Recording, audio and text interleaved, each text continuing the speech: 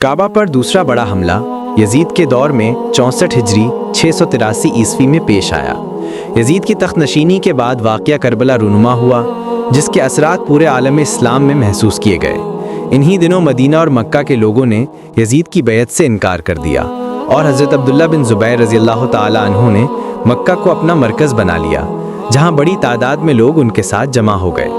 Yazid ने अपनी हुक्मरानी कायम रखने के लिए मक्का पर लश्कर कशी का हुक्म दिया और हसीन बिन नुमेर की क़यादत में फ़ौज भेजी, जिसने कई दिन तक मक्का का मुहासरा किया। इस दौरान मंजनीकों से बैतुल्लाह पर आग के गोले बरसाए गए, जिनसे काबा का गुलाफ जल गया, दीवारें मुतासिर हुईं और हजर अस्वद टूट कर कई टुकड़ों में तकसीम हो गया। ये मुसलमानों के लिए एक निहायत अंदूनाक लम्हा था। इसी असना में यजीद की मौत की खबर पहुंची और लश्कर ने मुहासरा ख़त्म करके वापसी इख्तियार की। बाद अज़ां हज़रत अब्दुल्ला बिन ज़ुबैर रज़ी अल्लाह ताला अन्हु ने काबा की दोबारा तामीर करवाई, दीवारों को हज़रत इब्राहीम अलैहिस्सलाम की बुनियादों तक बुलंद किया, हजर अस्वद के टुकड़ों को जोड़कर अपनी जगह पर नस्ब किया और पहली मर्तबा उसके गिर्द चांदी का फ्रेम लगाया ताकि वो मजबूती से कायम रह सके।